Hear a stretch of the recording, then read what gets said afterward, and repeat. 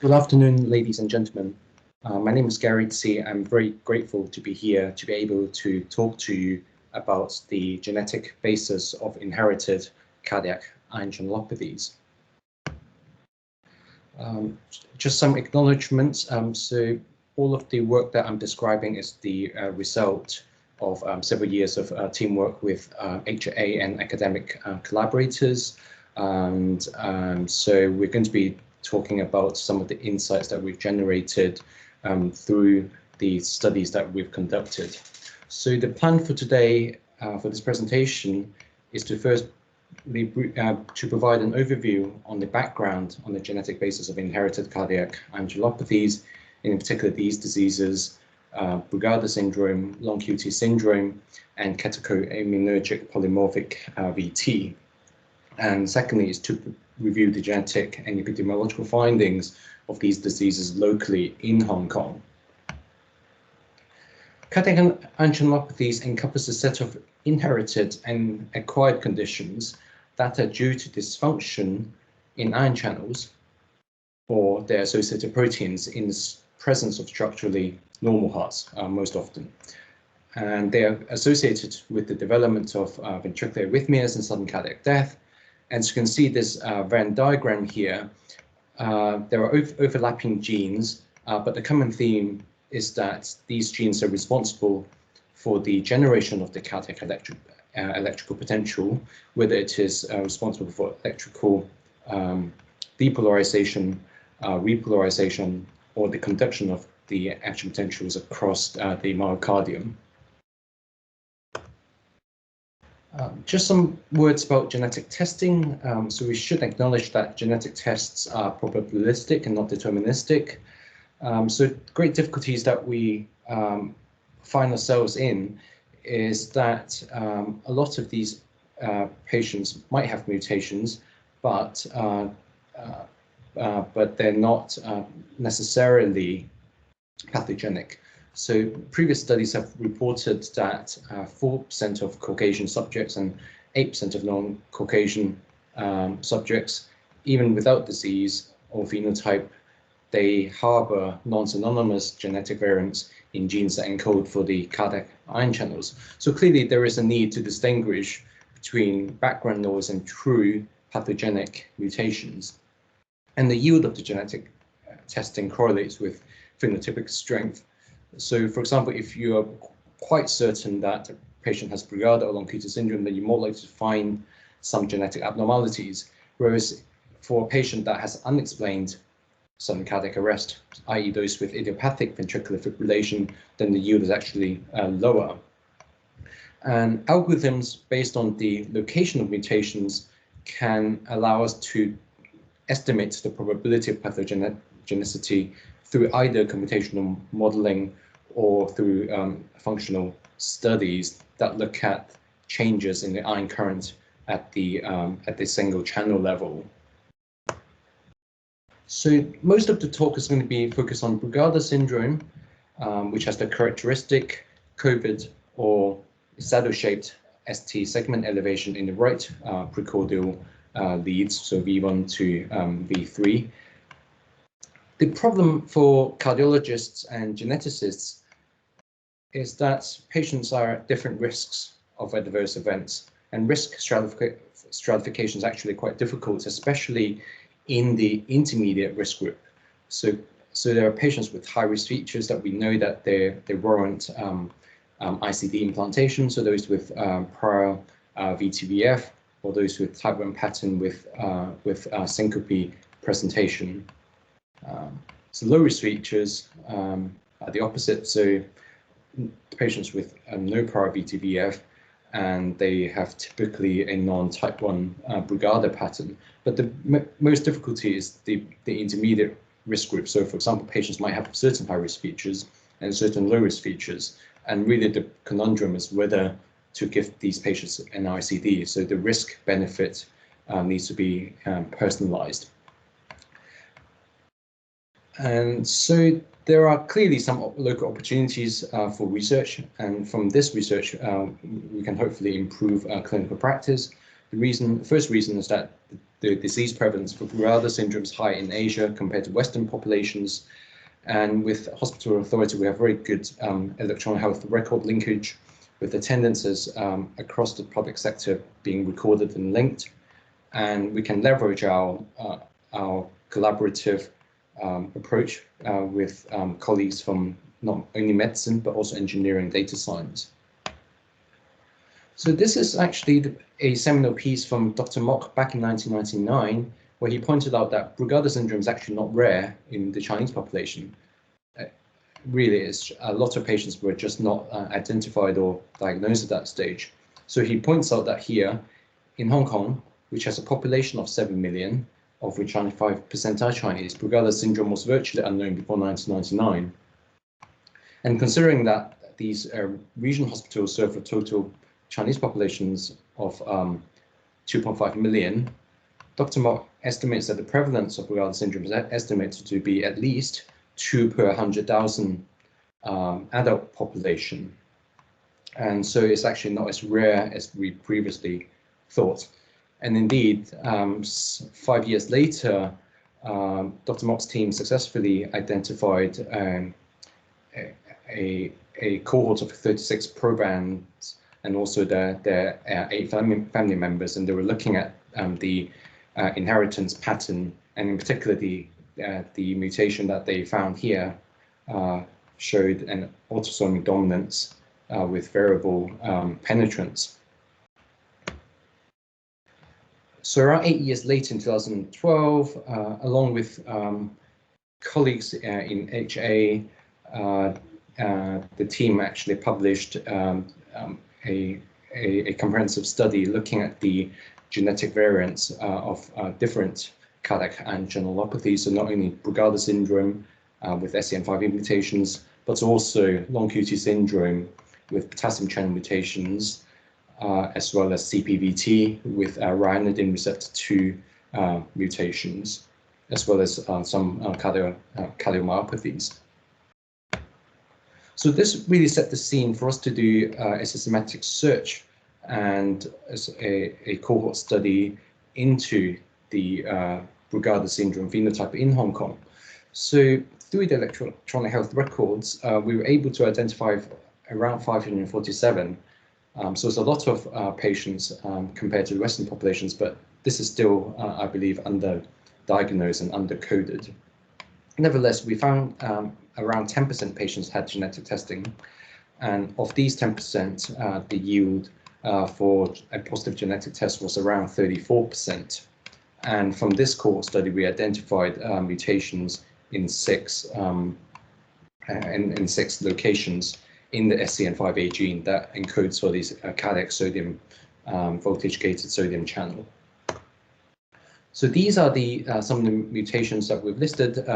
Of these 6 are novel, and so they often affect the S4 voltage sensing segment, but there are also mutations in the linker regions as well as the C-terminus of the SCN5A gene. And this really shows the difficulties that cardiologists and geneticists face. So even with the likely pathogenic mutations, some patients don't actually have events yet. So the decision really needs to be in consultation with the patient and the clinician whether to implant an ICD for these patients. So for patients that have already established prior VTVF, then clearly the risk stratification is much more straightforward as regard to the need for ICD implantation. So in terms of the location of the SCN5A variants, I'm not going to go into great detail, but because these are either published by other teams globally or by Dr. Mack's team from Princess Margaret Hospital or by Dr. Mok's team. So we should note that some of the mutations have already established functional studies that demonstrate their physiological abnormalities in the ion channels. For example, this H681P mutation, there are negative shifts in the activation and inactivation curves. This actually leads to a reduction in the sodium window current, and this would explain the arrhythmic phenotype. For this next mutation here, we actually reported this case several years back, and we are currently conducting functional studies with our colleagues from the Karolinska Institute from Hong Kong. And there are mutations where functional studies have not been performed, so these are clearly avenues for research in the future. So in terms of the, for an overview of the location of the variants, as I mentioned before, if you affect or if you target the S4 segment, this is where the voltage sensing of the channel comes from. So if you have mutations in these sites, then you're going to affect the gating characteristics. So your activation curve, inactivation curve, and react and recovery from the inactivation are all going to, potentially going to be affected. So in terms of the global context, so what have we contributed? We recently published this piece in JAC along with our collaborators from US and mainland China. We looked at the yield of the SCN5A genetic testing, and we found that the yield are actually around 25%. So this is in common with previously demonstrated values, and it's similar to our 33% reported locally in Hong Kong. And we also mustn't forget that there is also another aspect of J-wave syndrome, so that's early repolarization syndrome, where SCN5A also plays a role. So as you can see from what we've presented so far, a single ion channel gene, if it's mutated, it can give rise to a variety of phenotypes. So for example, progressive cardiac conductive defect, Brugada syndrome, long QT syndrome, lone atrial fibrillation, and more recently, early repolarization syndrome. And we also did some work focusing on the relationship between SCN5A mutations and fever. So traditionally, fever-induced Brugada pattern is a well-known clinical phenomenon, and there has been belief that a fever-induced pattern is slightly less arrhythmogenic or less malignant in terms of clinical phenotype. But in this study, we actually showed that some fever-induced Brugada syndrome patients are at nevertheless high risk of future arrhythmic events. So there is clearly going to be further refinement in risk stratification strategies. So this is an example ECG of a patient where there is a clear ST segment elevation ECG pattern consistent with Brugada pattern, and that this is a temperature-dependent process. So as the patient cools down from the fever, the Brugada pattern gradually resolves. And in terms of the SCN5A mutation status, those that are positive have a lower age of diagnosis. And we also looked at the adverse events rates. So those who have adverse events are more likely to be diagnosed at a younger age. And also we did some further stratification based on adverse events and SCN5A mutation status, as well as fever-induced pattern. So what's the meaning of all of this? Well, what we believe is, and we've got data to demonstrate a little bit later on, is that we can incorporate some of the genetic information into a risk stratification polygenic risk score. So when you incorporate the genetic information alongside with electrocardiographic, clinical and family history findings, you can more accurately define or predict the arrhythmic phenotype in Brugada syndrome. So what we've done locally with the data is that when we developed a score based on all of these domains, we actually found that it's more accurate for risk stratification of ventricular arrhythmias. And we also found that serial ECG testing can be helpful as a higher visit-to-visit variability in some repolarization ECG markers are a reflection of high arrhythmic risk. And as you might suspect, there are differences in VTVF risk between pediatric and young, /young and adult presenters. And our team also found that risk prediction is further improved by looking at the automated ECG data. So these are the ECG measurements that are automatically made by the machine and followed by the application of machine learning methodologies. So in terms of what we found is that we actually tried to incorporate genetic data for risk stratification, but we weren't able to do so because the data was actually missing in 90% of the cases. As we recall earlier, only 10% of the cases had genetic testing, and of that 10%, only the yield was only around 33%. So it's actually very difficult at the moment, at least locally in Hong Kong, to incorporate genetic mutation data into risk stratification score. But nevertheless, we were able to look at risk differences between subgroups. So, for example, those with asymptomatic at baseline, they have the lowest risk of VTVF, but bear in mind that this risk is not zero. So some of these patients still need ICDs, and really looking at the lower and the intermediate risk group is going to be the most challenging. And the high risk group is quite straightforward in the sense that they have the highest VTVF future risk. So if you've had any arrhythmic events in the past, then you're most likely going to be needing an ICD, as you are very high risk of future arrhythmic events. And all of the work that's been performed in collaboration with medical students and colleagues in data science, and also collaborators in HA and local academia.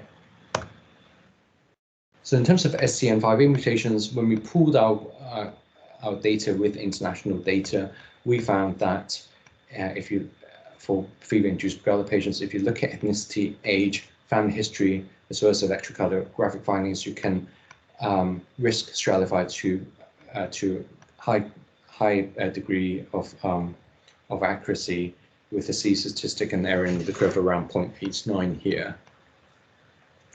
And really, the next step is to incorporate the genetic information. For example, if we know the location of the variant, can we use this to further refine risk stratification? So coming to long QT syndrome in Hong Kong, is much less common compared to Western populations. And here, this is an example of a long QT1 patient. And there are very clear classical phenotypes that have already been established by international investigators, so we won't go into these in great detail. So long QT1s typically exacerbated by exercise, long QT2 by emotions or arousal, and long QT3 syndrome sleep. So a role for the autonomic nervous system being a strong modulator for arrhythmic risk. So in terms of risk stratification, we've got this excellent piece here by Professor Cerebro, who's part of our International Society of Electrocardiology, where his team actually looked at the pathogenic mutations. And he found that if you have pathogenic mutations in the port area of the potassium channel gene KCNQ1, it's associated with a higher risk of adverse arrhythmic events than non-port region mutations, only in women but not in men. So clearly, really, this analysis demonstrates the complex interactions between ethnicity, age, and genetics. So risk stratification is actually very, very difficult. And in terms of Hong Kong, we actually published our piece of work earlier this year, where we looked at 121 patients. As you can see here, the burden is not low in Hong Kong. So the VTVF incidence rate is around 26 per 1,000 patient years. A lot of the patients don't have a prior family history or known family history. Not everybody, or the majority, doesn't have a family history of sudden cardiac death, and at least half the patients, or just less than half the patients, don't have any symptoms. So really the burden falls on the clinician to identify the at-risk patients of long QT syndrome.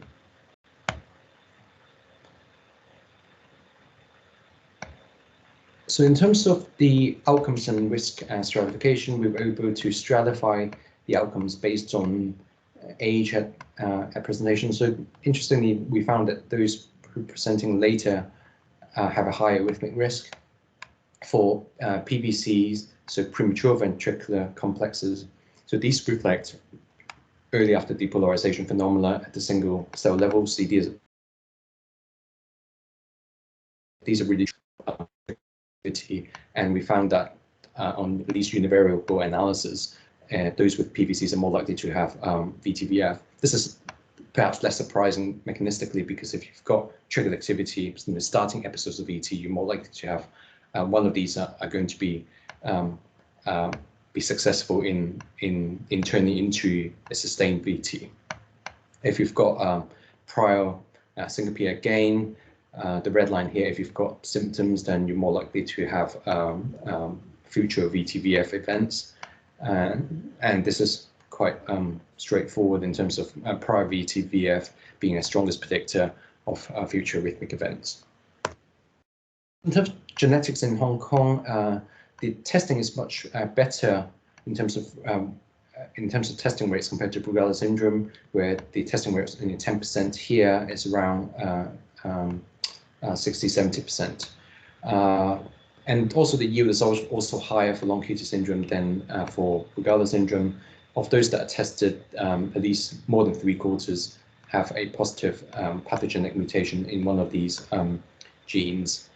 So these include potassium channel genes responsible for cardiac repolarization. Also includes SCN5A gene that's involved in depolarization and cardiac conduction, and also the calcium channel gene, where it's involved in the voltage-dependent calcium entry into the cardiomyocytes. So this is just a summary of all the mutations that we found, of which some were novel outside of the local territory.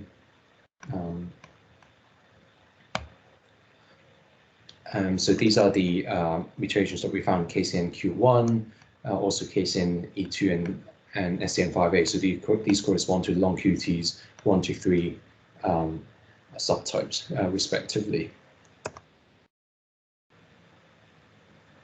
There were also some mutations that were found in long QT5 and also long QT8 subtype.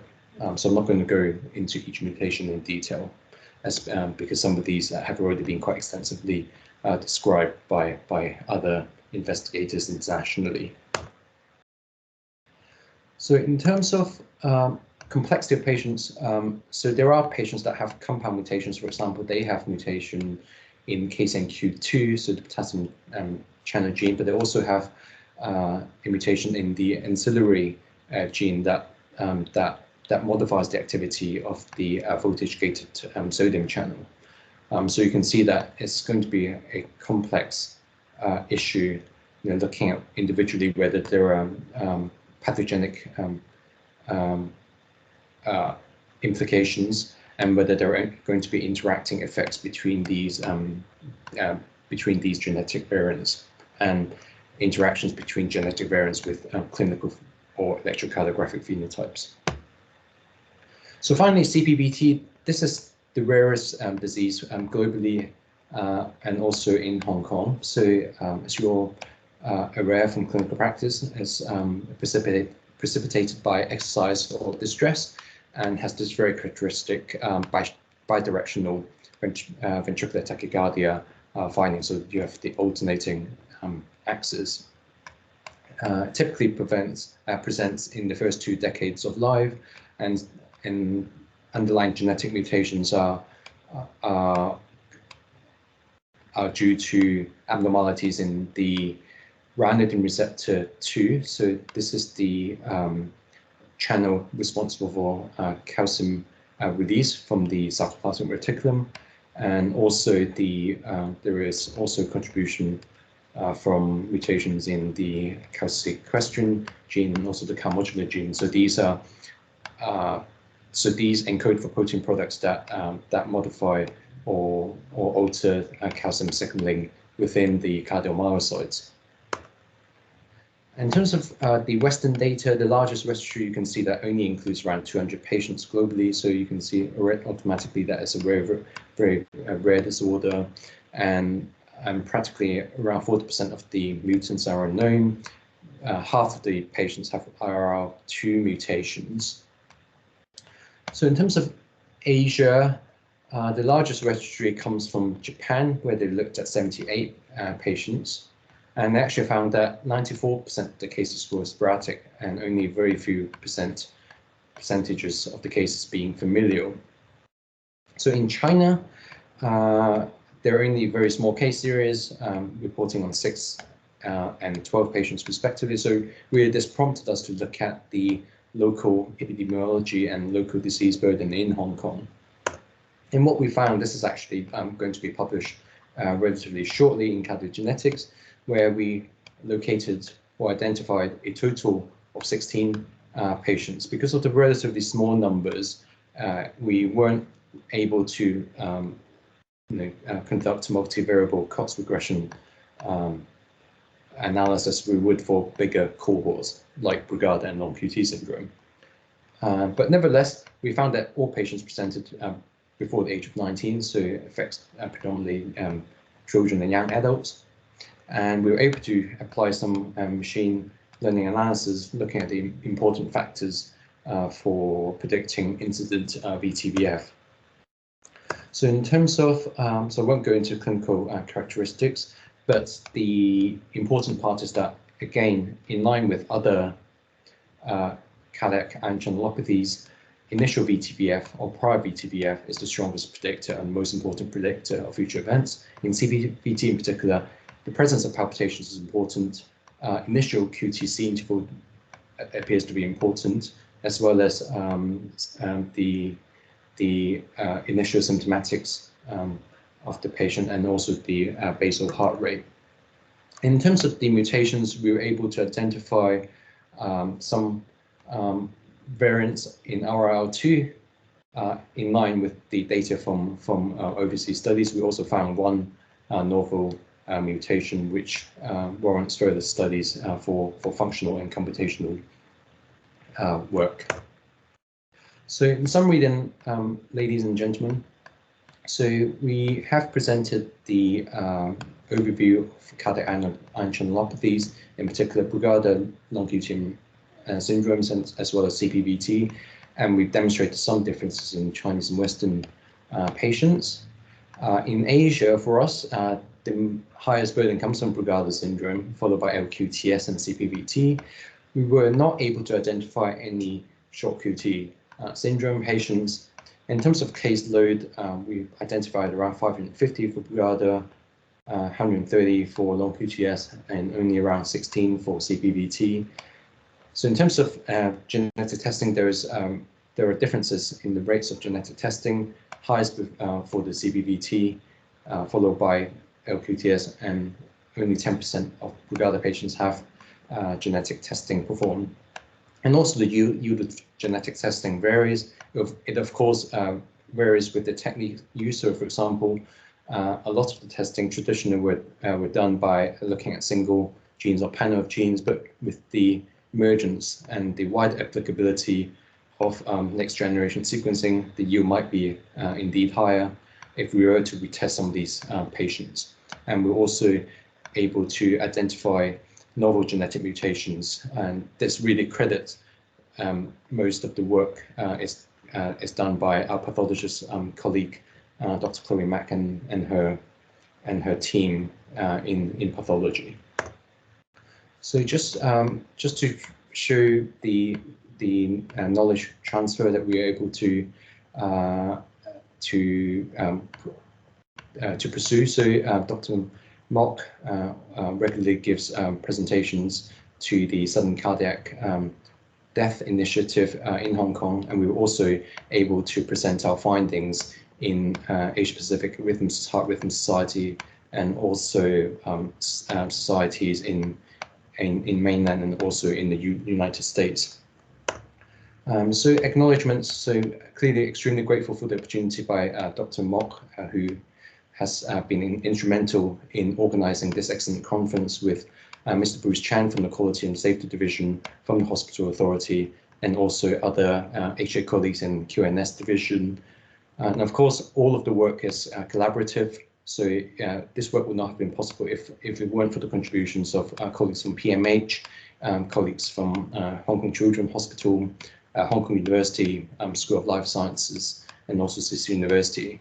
And a lot of the work were conducted by colleagues locally. So Ms. Sharon Lee, who is the medical student from Hong Kong, the lead author of the work, and also Jiandong Zhao, who is data scientist who has applied machine learning and artificial intelligence-driven data analytics in improving risk stratification for our cohort. So, at this point, I'd like to stop and thank you very much for your attention.